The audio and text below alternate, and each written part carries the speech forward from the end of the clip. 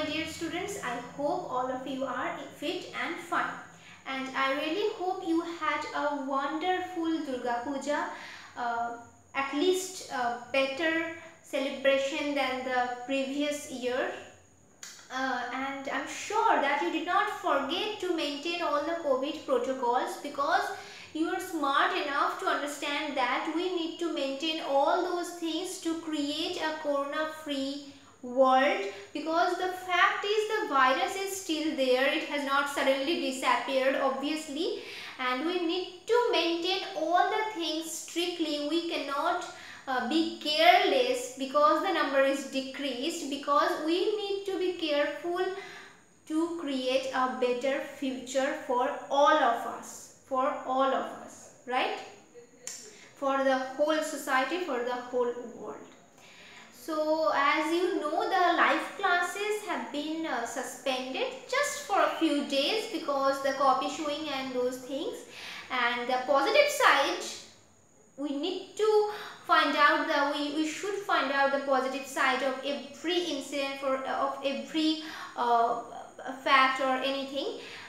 The positive side is this video is going to be on this topic. You have already seen the topic, I'm sure, and on the next day, like always, I will provide the answers of most of the questions, not all the questions.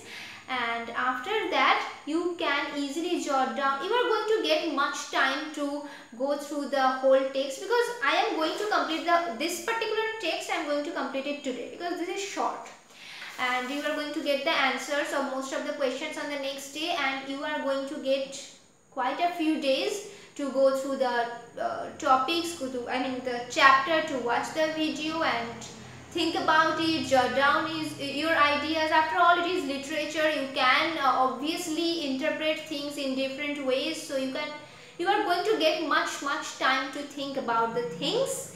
And then do let me know on the next live class. That's it, on the next day in the next live class.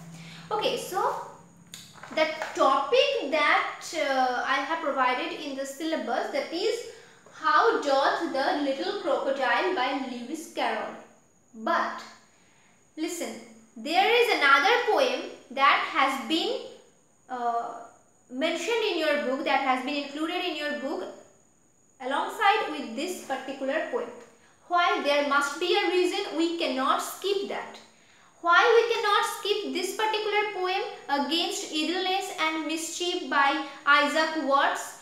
Because I will read this particular portion at first, so that you understand why we are going to discuss both the poems.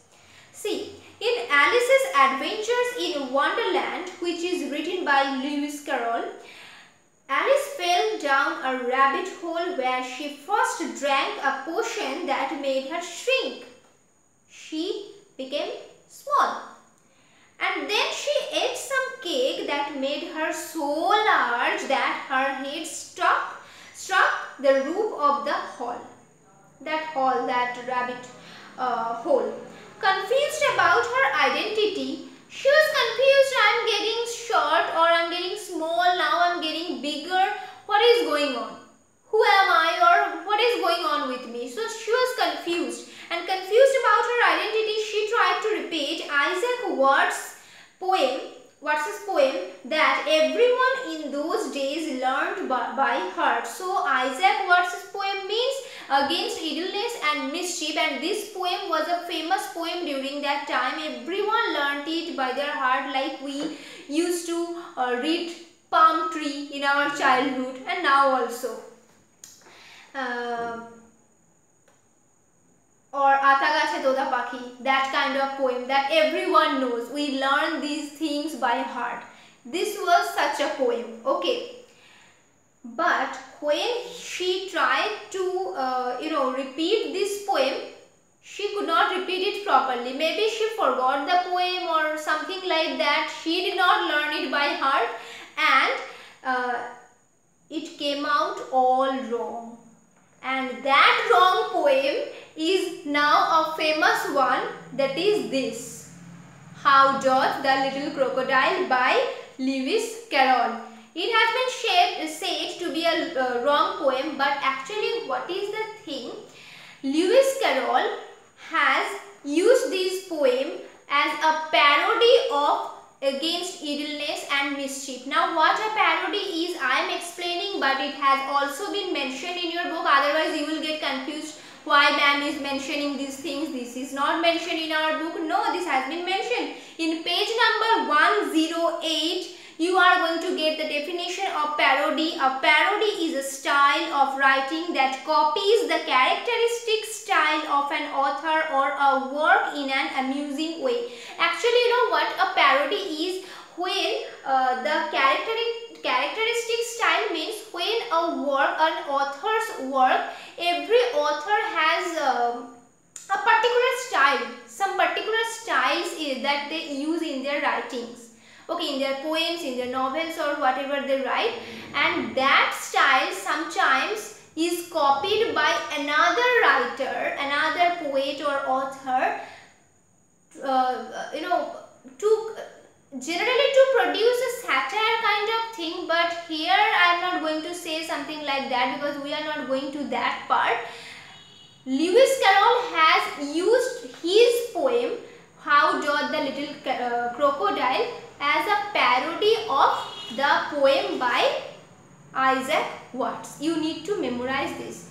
Why we are saying that, why is it a parody, how can it be said to be a parody, that I will explain. You yourselves will understand why it is said to be a parody. Okay, but for that purpose we need to read this poem at first, Against Idleness and Mischief. The students who neglect the video class as well as live class, you are going to miss this thing, because I can give questions from this particular thing also, because it is included in this chapter. Okay, under the chapter How Doth the Little Crocodile, they are interrelated.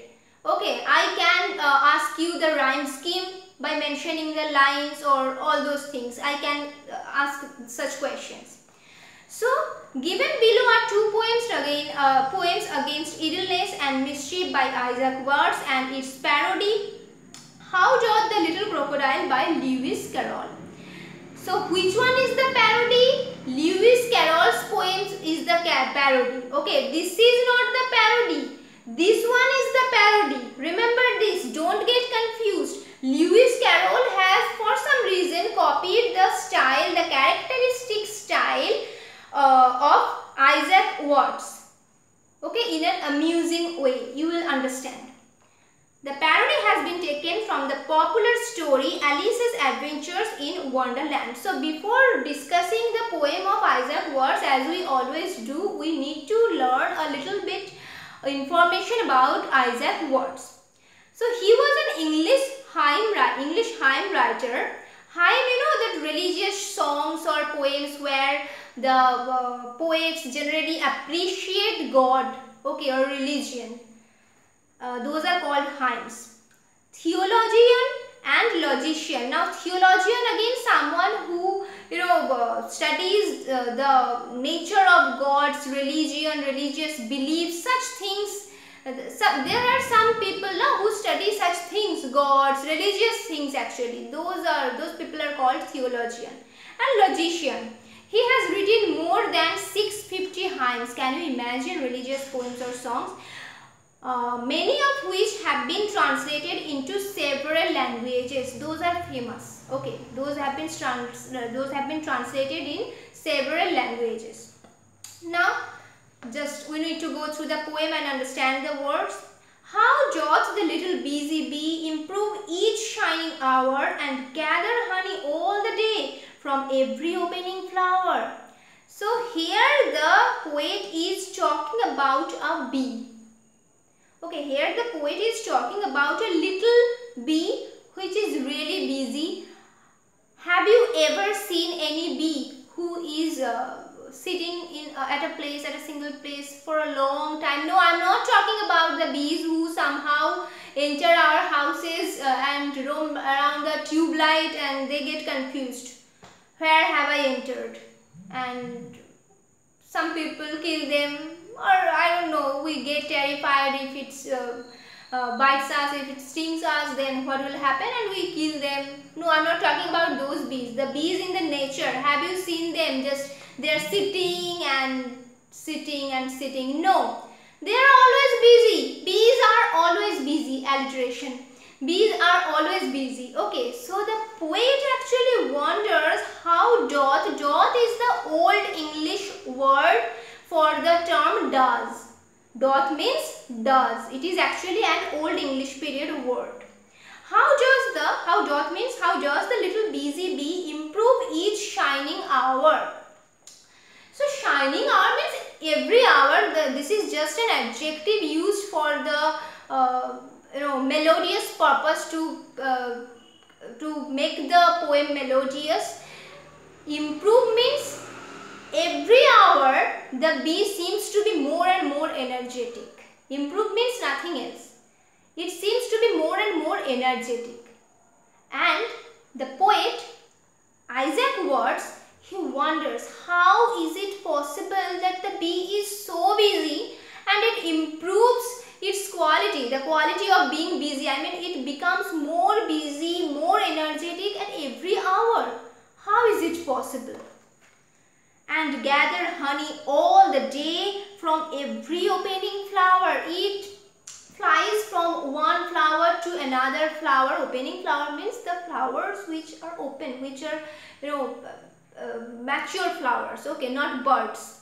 So they fly from one flower to another flower and they collect honey all the day. They are busy to do this particular thing throughout the whole day. How is it possible? How skillfully she builds her cell. Now the bee has been referred to with the pronoun she. I'm sure you have already understood which figure of speech has been used here. I'm not going to mention it right now. I think I'm going to mention it in the video, or now I'm thinking I should not mention. No, actually I am not going to mention. I am going to ask you which figure of speech has been used here. You just think about it and you will let me know about that in the next live class, or I am going to mention that in the next video and you are going to match your own answers with mine. Okay, I am going to give you some time to think about it. The pronoun she has been used to indicate the bee. So try to figure out the figure of speech. I have already given you the hint actually. How skillfully she builds her sail. The bees, they build the sails, but does the queen bee build the sail? No, I don't think. Okay, don't think it logically, scientifically, because it is literature. Okay, don't put science inside it all the time. So the poet wonders, inside the honeycomb with so much delicacy, the bee is preparing her own cell also. It is not only collecting the honey from flower to flower, it is also building the cell of its own inside the big honeycomb with so much delicacy. And what else is she doing? How neat she spreads the wax. Okay, and labors hard to store it well with the sweet food she makes. It stores the wax, it spreads the wax so skillfully, so beautifully. It also stores the honey that she makes. Makes means it vomits the honey, you know. I know you know already. Okay, during our childhood, when we for the first time we came to know honey is actually the vomit of when honey is produced by when the bee vomits. We were like, what? We eat that? What the bees vomit? We were like this. But I know you have already come to know about it from other subjects, from science or something. So actually it prepares the honey. That's why the food is prepared. It is called to be prepared. It is not only collected, it is also prepared. Alright, and the sweet food, it is not their food, it is our food actually. So it stores it also with so much delicacy, so much skill, and all these things it actually the poet is wondering about all these things. How is it possible for a little bee to do such things, so many things with so much delicacy, so skillfully? Okay, so this is a poem that talks about being busy to do our work properly with skill, with proper skill, with proper delicacy. We should not waste our time in idleness and doing mischief here and there. No, that is why the name of the poem is Against Idleness and Mischief. Okay.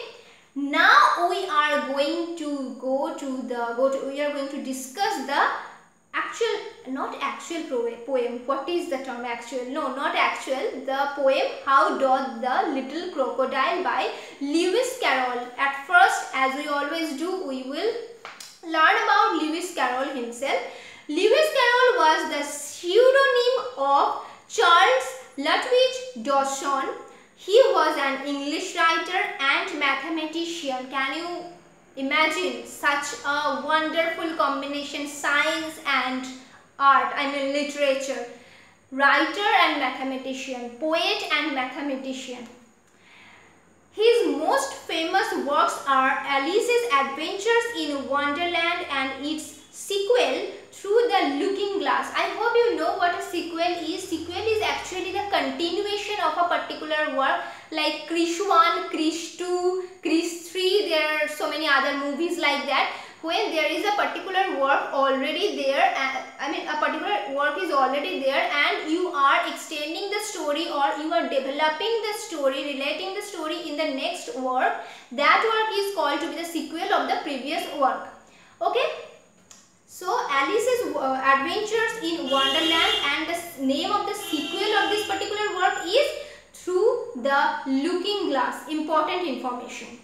Carroll used parodies of many famous poems and puzzles in his work. This is just an example of his parody. It was his habit to use the parody of many famous works and puzzles. Okay, and the pseudonym also you can remember. It can be a question. It is not such a trivial question. It can be an important question. You memorize. Okay. Okay. Oh, another thing, the rhyme scheme of this particular poem, Against Idleness and Mischief. Find out the rhyme scheme, and in the exercise portion also you are going to get lot of poems. Okay, you may go through them, you can try to understand them, but the most important thing is learn the rhyme scheme. I will ask particularly the rhyme scheme of these poems. If I ask you to prepare all the poems, then you will be totally confused. The main thing, the most of the questions will come from this. I will give question from this thing also, from Against Idleness and Mischief, but most of the questions will come from How Doth the Little Crocodile. So if I ask you to learn all the poems mentioned in the worksheet portion, in the exercise portion, then you will get totally confused and the main poem will be lost from your brain. Okay, you just learn the rhyme scheme of the poems mentioned in the exercise portion and also of the poem Against Idleness and Mischief. Okay, let's start the poem. How doth the little crocodile? The meaning of doth I have already said. It is the old English period word for the word does. Doth means does. How does the little crocodile improve his shining tail? Compare the words with the words mentioned in the previous poem. You will easily get to know why it has been said to be a parody.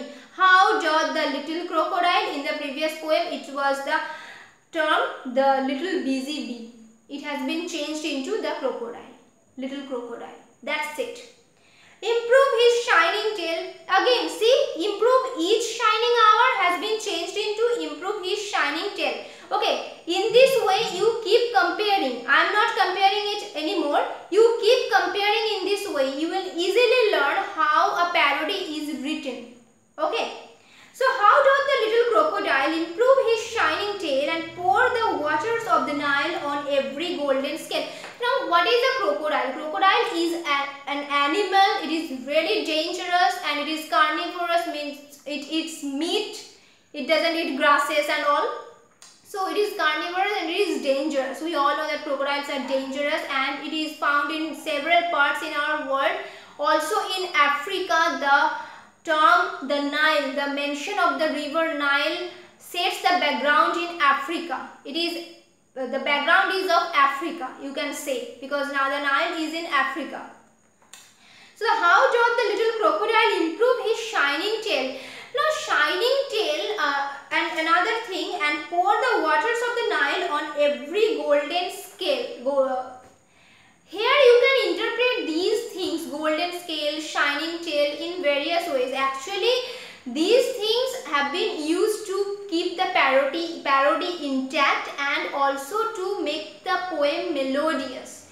But at the same time, you know, if you watch Discovery or Nat Geo, such channels, you will understand that the water animals, alligators, crocodiles, you know, they live both in water and inland. But here we are talking about a crocodile who lives in the Nile, okay, in the water. And the water creatures, they have a shinier skin, okay, and the crocodile has a scaly skin, you know, it has scales on its skin. But the water animals, they have shinier skin. If you watch videos in Discovery or Nat Geo or Animal Planet, you will easily get to know it, because they live in water. They are really clean all the time and they have a shine in their skin than the land animals, which is shinier than the land animals. And when the sun rays fall on the skin, it looks even more shiny, even shinier, right? So you can interpret these things in this way also. So the poet is wondering here, Lewis Carroll is wondering here, how does the little crocodile actually improve his shining tail? It pours the water of the Nile on its scales and the tail looks golden, of golden color on every golden scale. So the scales, those look really shiny, okay. How cheerfully he seems to grin. Grin means broad smile. The meaning, yes, the meaning has been mentioned. To smile showing your teeth. Okay. How cheerfully he seems to grin, how neatly sprayed his claws. The claws, you know, the carved nails on each foot. And to welcome little fishes in with gently smiling jaws. So the poem is really simple, apparently, actually. The crocodile, it lives in the river Nile. This particular little crocodile, it lives in the river Nile and it has a shiny appearance. Shiny golden scales on its body, shiny tail, and it pours the water of the Nile to make it even shinier. And then it has a beautiful green. If you call it beautiful, then okay, beautiful green. You know, I have seen my dogs also, when they do this thing, this portion, this portion appears to be like they are smiling, okay, because of this portion, right, because of their jaw. And in the case of crocodile also, it is appearing as if the crocodile is smiling, showing his teeth, a broad smile. Because it has opened his mouth. You just try to imagine this kind of cutting with open mouth, this kind of cutting with open mouth, as if it is smiling like this, right? But is it really smiling? What do you think? The description makes it really handsome, shiny, scaly skin, big broad smile, and what else? Neatly sprayed claws. The claws are also very neatly sprayed. What do you think? Is it really handsome? Is it really very much, what should I say? Do you really think that we should go near it just because it is described to be so handsome? No, actually, the last two lines, and welcome little fishes in with gently smiling jaws. So it actually opens his mouth like this, the jaw, and it appears as if it is smiling, and the fishes, they come inside the mouth and the crocodile eats them. That's it. So what is the message of the poem? That is the most important thing. Why do you think such a little poem has been included in your syllabus in class 7? Why do you think? Television was such a long poem, then why suddenly such a short poem will be included in your syllabus? Because this poem is really important. Lewis Carroll gives us a very important message. I would like to call it a life lesson. Okay, the thing that I am going to discuss. See, like the crocodile, it has shiny scale, it has a smile-like face, the green-like face, and it looks really, the description, the way the poet has described the crocodile, we almost forget the crocodile is really a very dangerous animal. Right, we almost forget by reading the description, but this is the magic. We should not forget. Just because something is appearing to be so beautiful, so handsome or so sweet, it doesn't mean that it is or she or he is really good to you. See, the crocodile, it appears to be smiling, but what actual thing it is doing? It is welcoming the fishes inside his mouth, and when they enter its mouth, he eats them up. That's it. So whatever, all the things that glitter are not gold. Our parents always give us this warning, right? The seniors, the parents always give us this warning. Whatever glitters is not gold. You can feel like someone is being really sweet to you. I'm not saying that whoever is being sweet to you, he or she is really bad. No, but it happens. There are some people who appear to be so sweet. They appear to be so sweet, so good. By flattering remarks, they easily create a facade and they easily can trap us. We need to be careful. We need to be very careful to understand who is actually good and who is not. Which one is really, who is showing genuine sweetness, genuine care, and who is just creating a trap or facade just like the crocodile. This is the life lesson, and now you try to understand the theme. You try to figure out the rhyme scheme. You try to figure out the figure of speech. Again, I can give you a hint that his shining tail. The term his has been mentioned here. His shining tail. So try to understand which figure of speech has been used here. Okay. And I will ask them, I will discuss them in the next video, and obviously I will ask them in the next live class. I will check whether you have done your homework or not. Okay, that's it. Try to understand the poem, watch the video, go through the poem, do submit the response sheet positively, and we are going to meet in the next live class. That's it. Okay, bye bye.